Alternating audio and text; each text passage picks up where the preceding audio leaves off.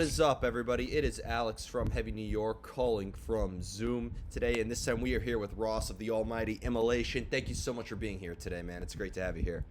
What's up, Alex? Thanks for having me. Of course, there's no better way to start 2022 off, even though we're recording it in 2021. This will be aired by 2022. No better way to begin the year off with some classic death metal, which I think we need more than ever now. So That's right. Start the year with some dark, miserable stuff. yeah, I mean, what better way? What better way to start it? I think happiness is for posers. So.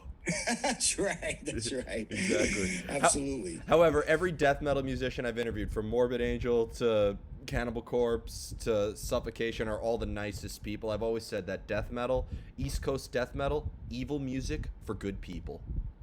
Yeah, I tell people that too. I said, you'd be surprised. People who are not, part of this scene, they have this misconception that, we are what we are, and monsters or whatever. It's like, some of the nicest, genuine, down-to-earth, humble people you would ever want to meet. And that's the truth, and I'm glad you said that. Absolutely. I prefer to hang out with death metal musicians than 90% of the other people I interact with throughout the day. So, Absolutely. Yep.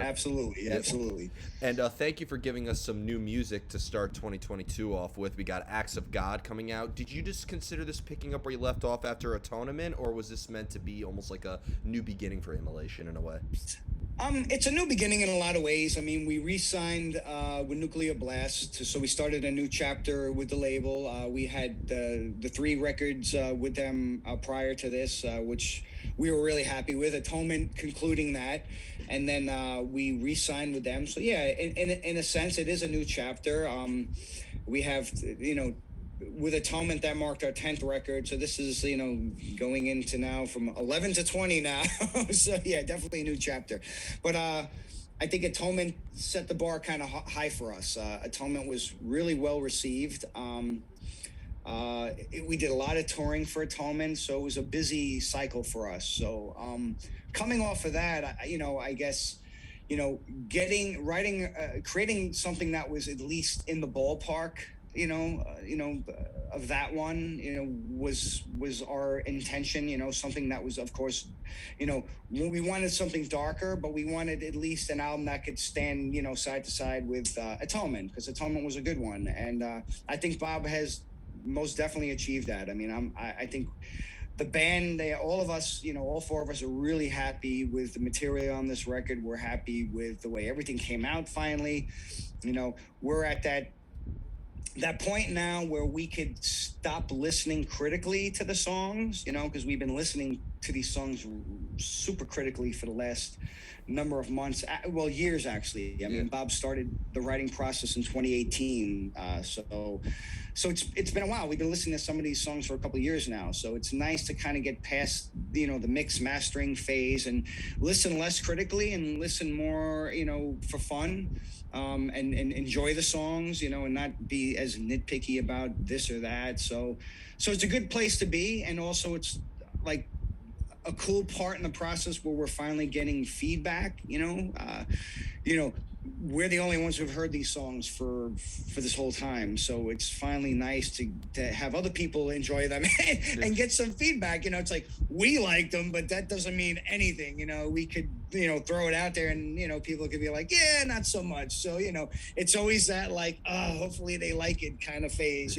So far so good. Well, the new single Apostle is incredible, and it really it reminded a lot of people why they loved Immolation, and I think it's like it's now like the go-to song I'm introducing to people, to Immolation, to people with. Do you think that Apostle serves as a good representation of what the entirety of Acts of God will sound like, or is that just the tip of the death metal iceberg? No, I think it does. I think it does encompass everything this band has to offer. I mean, it's a very well-rounded song. It has a lot within it, from the extreme and explosive to the very slow, creepy, haunting kind of sections.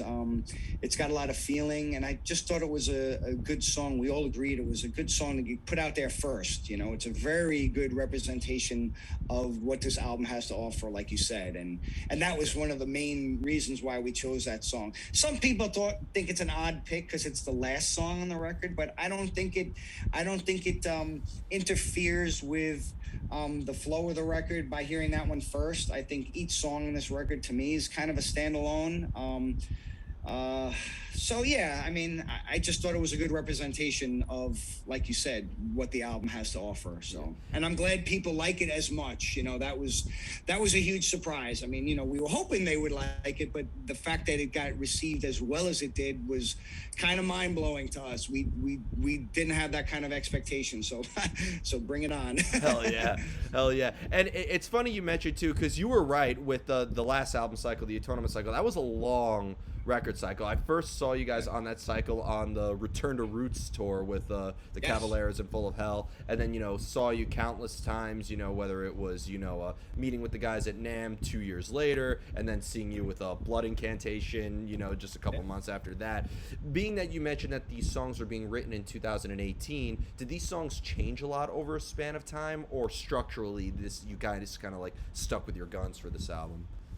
Yeah, I mean, you know, the way Bob works is, you know, he'll start creating, you know, putting the riffs together and creating, you know, just rough demos with just some, you know, just mock drums, just some basic stuff, just so we kind of get an idea of the flow and tempos and all that kind of good stuff.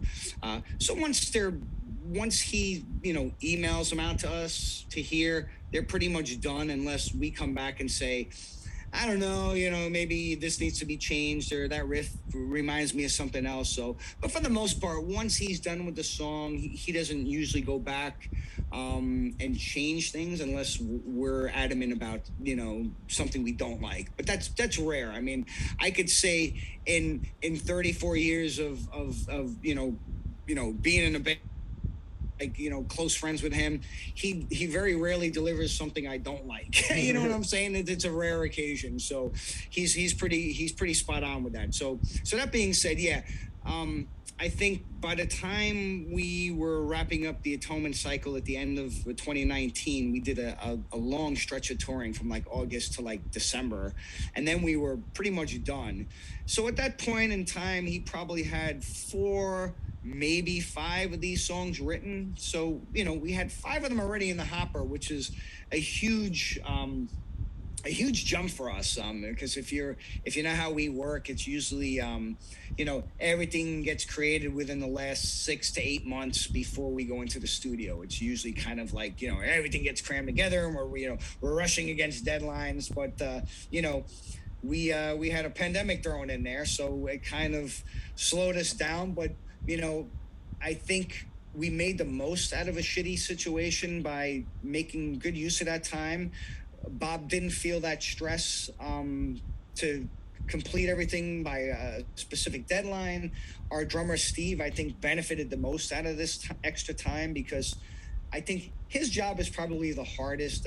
He really puts a lot of time into creating unique drum patterns and embellishments and unique rhythms. And I mean, he spends a lot of time, and to have that get cut short by a deadline, which is what typically happens, is very frustrating for him. So this time he had months and months and months to really absorb these songs, as we all did, you know, which I think helped us getting into the studio, because we were extremely tight going into the studio. We knew the songs like, you know, they were our children at that point, you know what I'm saying?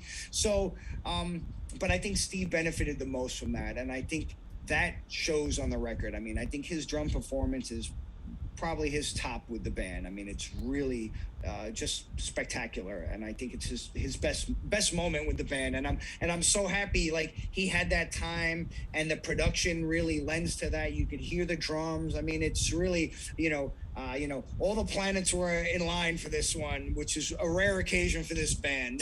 Definitely. And speaking of, like, you know, your long career, but this year in 2021, Dawn of Possession, it was the 30-year anniversary of it, so I kind of want to like go back to that time period, take me back to the time when I was negative 2 years old, and yeah, I was, yeah, I didn't exist yet, but you're dating us now. exactly.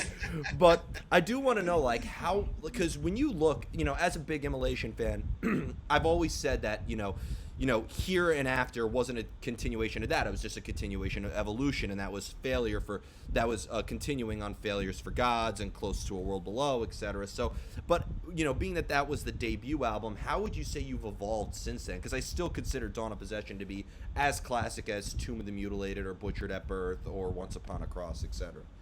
Wow, thank you. And we're in great company there, so that was awesome, man. Thank you. Yeah, I mean, ironically, Dawn of Possession probably was the one album that I think you could probably hear most of our earlier influences in. Whereas when we, transitioned from that album to Here and After, I think Bob really started to craft the Immolation sound and style that you heard later on. And it's ever evolving. I mean, I don't think we learn a little bit each album cycle.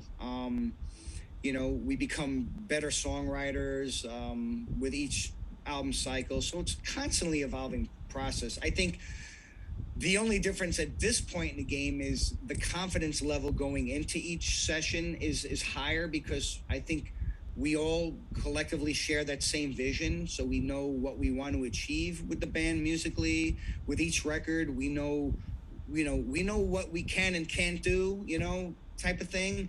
And I think going into it at this point in the game, we're more confident that we're going to at least nail it in that sense. You know what I'm saying? There's going to be no like left turns where you're going to get something like, wow, that's not what we were expecting. So no butt rock ballads from Immolation anytime soon? Yeah. So, I mean, at least, going into we're confident in that sense. We know what we want to achieve. So, but yeah, Dawn of Possession, I think, as a first record, I think still stands the test of time for a lot of people, which is a huge compliment for us, because you never know how people will accept your music. I mean, we could come out of a session and really enjoy what we've created, but people may not enjoy it. So you never know. You can't get cocky about it and like, fans are gonna love this, because you just don't know. And that's why this is a very cool part of the process, like I said, where we could listen less critically and we could really finally start to get some feedback from people other than us, people who are not in our inner circle, who have actually heard a couple songs. So that's the coolest part. So yeah, it's been a slow evolution since Dawn of Possession, but I think every record since then has I think been, I think carried forward what we started with Dawn of Possession. So you still have that essence of the band, even in the new record, and all the records, I think. So, and for me, I think that's very important for a band, to Definitely. Establish that identity early on and to stay true to that and to be honest about that. And I think we've tried harder than ever to maintain that, at least. Well, I think debuts for a lot of death metal bands are often neglected. Like, a lot of people think Butchered at Birth is the first Cannibal Corpse album. They're unaware of Eaten Back to Life. And so, like, yep. And I think death metal is always like, the debut always like paves the frictionless path, and then the mold is officially broken later into their career. And speaking of the mold being broken, because 2022 is the 20-year anniversary of Unholy Cult, so I was wondering too how maybe that was sort of like how your evolution kind of evolved from that as well. Can we maybe be expecting a celebration of that? Maybe some deep cuts from that album? Yeah, I mean, good. It's funny because, we're like the only ones who are never aware of these anniversaries, It's like, we always hear like from the internet, Bob's usually on top of it because he handles most of the social media. But, I totally forgot about that. And for me, it's kind of crazy. Like when you said that, you're like, wow, Unholy Cult's like 20 years old already. And like, to me, it's like so hard to fathom that, because it's still so fresh in my remember the session. I can remember being in the studio for that record, and I remember some of the writing process for that record. I remember that record in particular is when I think we took that huge shift away from the anti-religious themes and kind of went in a more broader sense thematically, because that album came after 9/11. And obviously 9/11 impacted all of us in a lot of ways, and that was right after that time period. So that played a lot into, I think, where we were going musically and specifically lyrically for that record. There's a lot of what was happening in the world and that uncertainty. It was a very dark time, as you know, and I think that played into the lyrics big time for that record and for the subsequent records after that, and we still touch on a lot of that even in some of the more recent records, of course. Yeah.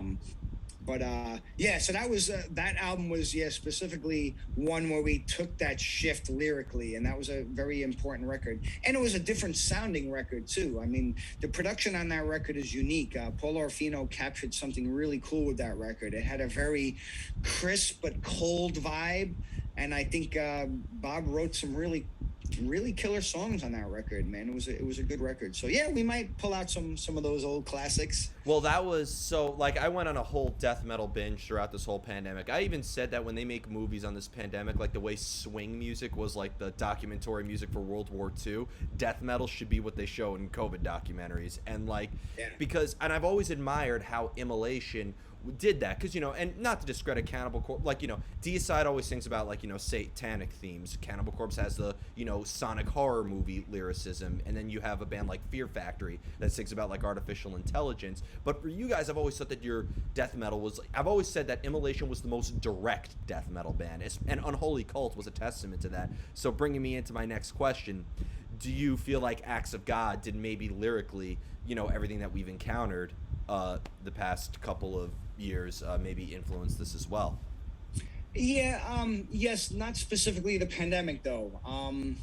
Obviously the pandemic affected everybody in many ways. I think we all went to that dark place during this time, and music was definitely very helpful in getting through that, like you said. That was my happy place during a lot of this, music, and the thought of finishing this record and hearing these songs as they were coming in, as Bob was creating them, that gave me some light during this very dark time, for sure. So yes, I agree with you, music was crucial during that time. But that being said, I don't think the pandemic specifically inspired this album in a lyrical sense. I think it was more inspired by just what was happening around the world during the pandemic, all the craziness that we saw in the last number of years, and I don't mean that in a political sense as much. I just mean in general, just humanity in general. Just and we shifted more on this record towards more of the anti-religious themes, harkening back to some of the earlier records, just because there was a wealth of quote unquote inspiration out there for us to draw from in that regard. So it leans more in that direction than the last couple of records, but still there's still a lot of I guess, yeah, social commentary, just looking around the world and just seeing how things have gone and how we seem to go backwards in a lot of ways as a species, and so yeah, it's just a very harsh critique on humanity and just the craziness that where we go, where we've taken ourselves, in the last couple of years. So that's basically it in a nutshell. There's a lot to critique. And is there ever a time though where maybe, because you've touched upon anti-religious aspects, there's a lot of observing, it seems like, for the lyrical themes. Is there ever a time Absolutely. where maybe like your personal life or your personal experiences also play a role into the lyricism as well, or do you tend to use music as more of an escapism from your personal self? It's actually a little of both. I mean, obviously, our own feelings and opinions are heavily meshed in there. We try never to do it in a preachy way. It's more an observation, like you said. But yeah, I mean, our feelings are definitely enmeshed within that, for sure. I don't think you can escape that. I mean, we try to kind of stand outside of all that and kind of look from the outside in. But sometimes it's hard not to kind of have your personal feelings and emotions and thoughts kind of you know feed into that, of course. So yeah, it's a little of both, I would have to say. Yeah. Are lyrics ever written before music comes into play, or do you all prefer to have like you need, because you never want to have like the best lyrics ever and then they're always like one syllable over or under the actual arrangement, right? No, and that's a great question, and people are always curious about that. And I'm weird in that sense. I have to have all the songs for the record musically finished. I have to hear the entire. It's not 15 songs, this album. It's one piece, you know what I'm saying? It's one big thing, and all those 15 songs are pieces of that one big puzzle, and that's kind of how we look at it. So yes, I really need to hear all the music first, before I start really diving in, heavily. I I compile a lot of thoughts and ideas, and I work in a very weird and abstract way. Sometimes I'll have just an idea or a concept, and as abstract as it may be, I'll write it down. I'll throw it in the hopper.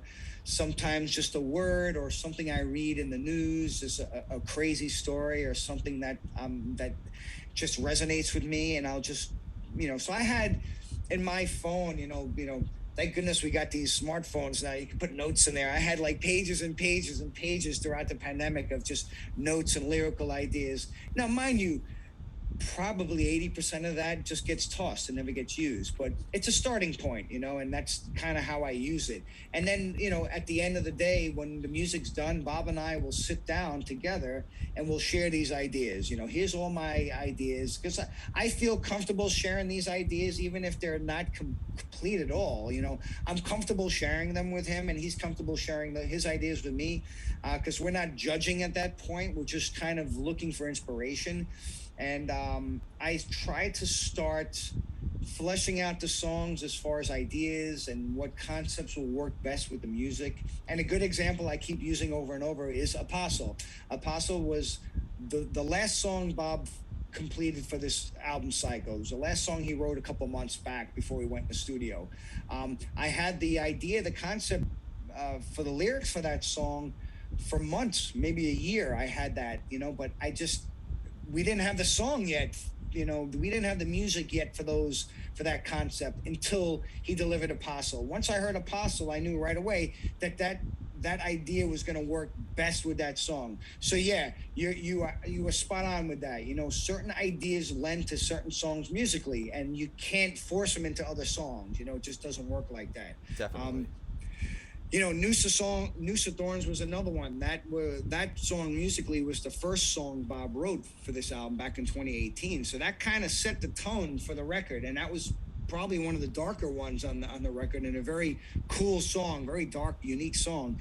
And Bob had that title for that song, and he had a couple of lines, and I loved it. I was like, wow, this is really cool. So we just kind of ran with that one. So we feed off of each other in that sense, because we share the exact same vision and where we want to take things, but I think we approach it from different perspectives and mindsets. So it really comes together quite nicely, and he kind of, makes my stuff better, and I try to make his stuff better, and it's all for the greater good of the song. So definitely. And I love hearing about your songwriting process too, because it sounds very collaborative, but you're also able to bring in your own individual talents into it. This sounds like a dream songwriting process as well.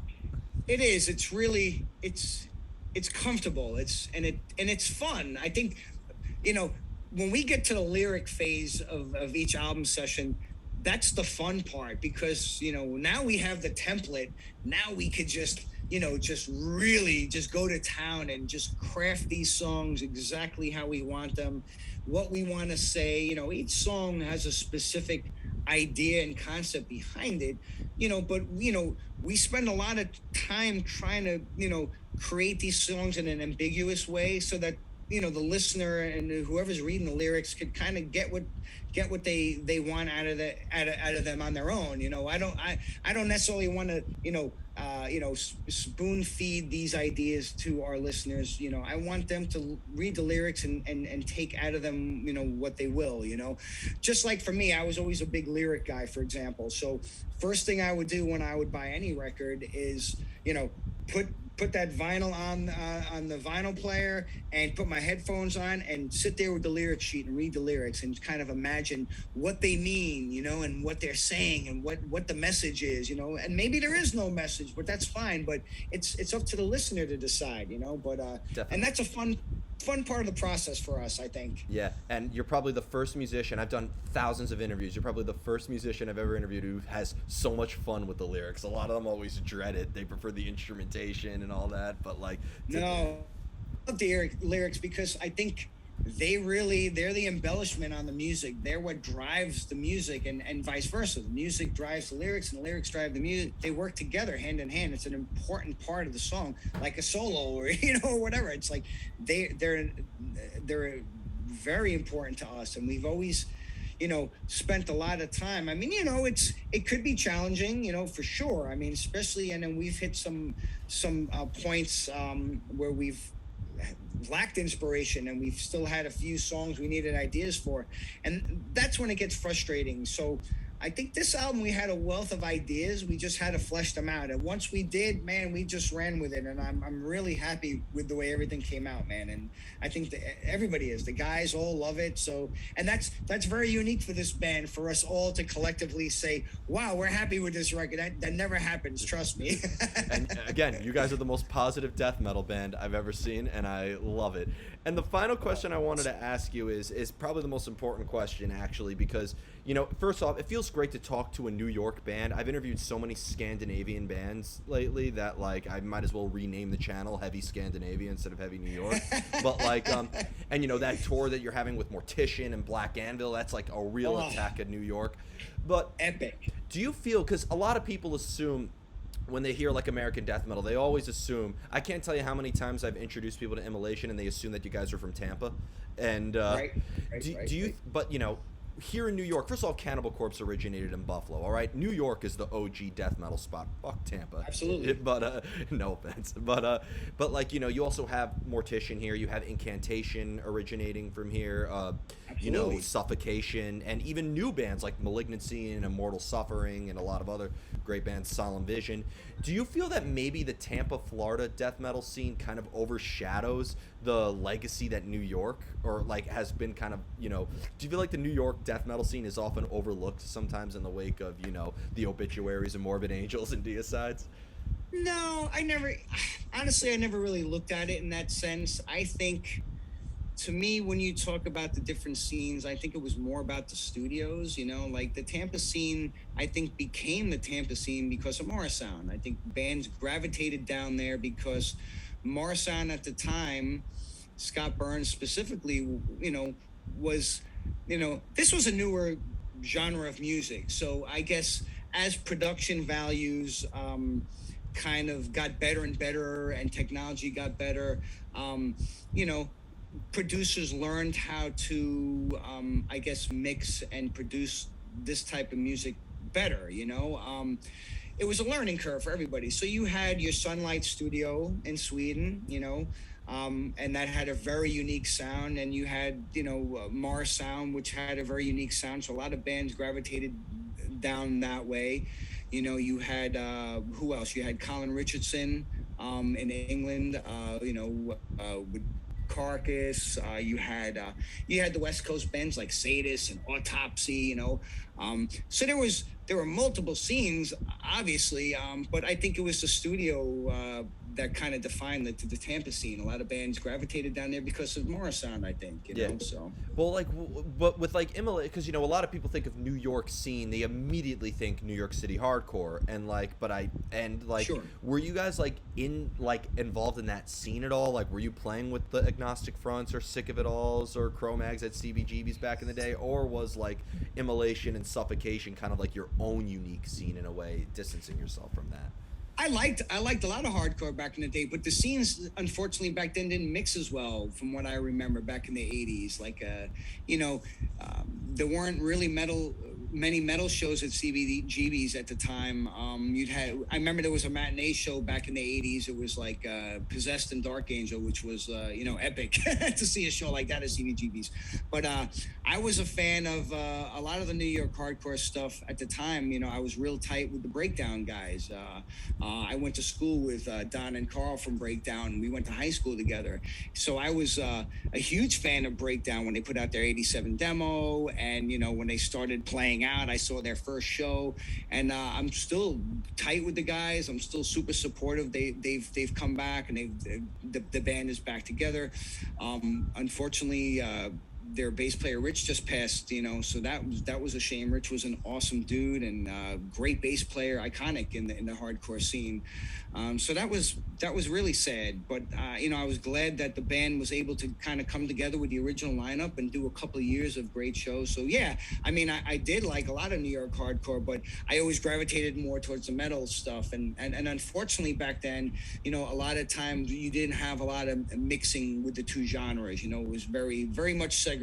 So it was like hardcore or metal, Which I never understood. And that was a shame in a lot of ways because there were a lot of people like myself who liked both, Yeah, and I never understood that either. I've talked so much about this. My viewers are sick of me asking about it, but like, how is it that like a person could appreciate Slayer or, death metal like Cannibal Corpse or Immolation, but not appreciate Sick of It All, and vice versa? Like, sure. Both hardcore and death metal are brutally honest, in your face, pedal to the metal music. Like, I never understood how one could like appreciate, why one couldn't appreciate it or why the scenes were kind of divided in that way. Oh yeah, I remember seeing like the Cro-Mags back in the 80s, at the old Ritz. I saw the Crumbsuckers at a local venue back in the 80s in New Rochelle. So these are all like just sick bands, like heavy, you know what I'm saying? I love that stuff. So yeah, it was a shame that the scenes didn't like mesh. You'd have like, I think the Crumbsuckers, I believe, may have gone out with Destruction, possibly. Wow. I know I saw Cro-Mags, I think, with Motorhead. I could be wrong. Well, Gary's a big metal guy because of Propane as well. So like, and I thought Propane was a perfect bridge between that. And I just wanted to ask you, do you think New York City, because, with the clubs that have closed, even before the pandemic, clubs have closed and, all this, do you think New York City is still, or just New York in general, is still going to be a capital for music and really carry the genre fold in a way? I hope so. It always has been. We've always been very fortunate. Growing up, we were super fortunate because, back in the 80s, our clubs, were CBGBs, the Wetlands. We had Coney Island High in the 90s, I saw so many great shows there. We had Lemoore in Brooklyn. That was like the OG for us. That's where I saw all the classic shows, from Possessed Seven Churches to Slayer on the Rain and Blood tour and the Hell Awaits tour. I saw so many classic bands there. Carnivore, another great New York band, Rest in Peace, Peter Steele, but, these were all hugely bands that were like larger than life, and just to see them locally was awesome. You know what I'm saying? So we were very fortunate. I have friends who grew out in the Midwest who weren't as fortunate. They had to either travel, long distances, like 5 to 8 hours to see a show, or they just didn't see the show. So for us, it was like a matter of taking a couple of subway, rides down to Brooklyn. So, but we were hungry back then. You got to remember, it was pre-internet. So, you had to kind of work for your music. You had to really, be in touch and, seek out this stuff. It wasn't presented to you like online like it was back then, Yeah. So it was a lot of word of mouth, a lot of the old school print fanzines. Tape trading took over, so you'd get a lot of flyers and ads and show announcements. So yeah, it was a different ball game back then. But New York, I think and I hope will always remain a hub, because of its accessibility. It's a huge city, and there's just a lot of just diverse types and mindsets in New York, which lends to some great art, artistic, release for that kind of stuff. So it's great. I may have or may not have sent the upcoming tour flyer to our governor and our mayor to help promote it, to promote New York City heritage. Awesome, man. And I mean, where you mentioned that the Irving Plaza show, I'm like so psyched for that show. It's just gonna be, it's a very unique show, man. And I'm so like stoked that it was able to come together. We never expected a show like that to happen, but it was just so cool. I mean, Mortician. I mean, Will and I came up together listening to this kind of music when we were like 13. You know what I'm saying? So we have a long history together. We've been friends forever. The Demolition Hammer guys, we've been tight with since the '80s. I mean, we've seen them countless times back in the day. Black Anvil. Not as old school as like some of us, but man, we toured with them on the Mayhem tour, and we became like instant buddies. I mean, those guys have been around for a long time doing all kinds of different stuff, and they're fucking awesome. Love the band, man. Great guys. And Funeral Leech, represents kind of like the younger generation, the more heavier, classic, old school death metal vibe. There's a great underground here right now, so I appreciate you bringing them up there as well. And I saw Solemn Vision open for you guys on the Blood Incantation tour at Kingsland, which is another great upcoming death metal band. So yeah, you guys have always brought your own. I think it's a really well-rounded show because you have all different aspects of this great scene. From death metal to more brutal death metal in the Mortician vein to more of the extreme thrash. The Demolition Hammer to more of the melodic black metal, but still aggressive on the Black Anvil side, and the old school death metal representing the younger generation. So it's, man, a very well-rounded show. The only thing the show is lacking is a good hardcore band. You know what I'm saying? Yeah. Like if we had Breakdown on that bill, man, that would be the ultimate New York show. You should totally fuck with the crowd and just bring like a total butt rock band on there and just really that'll anger people enough just in time for your mosh pit. Totally. So thank you so much for your time today. I really appreciate this. Everybody, we are here with Ross of the almighty Immolation. Be sure to check out their brand new album, Acts of God, coming out via Nuclear Blast this February 2022. We'll see you next time on Heavy New York. Thank you so much for having me, man. It was a great pleasure.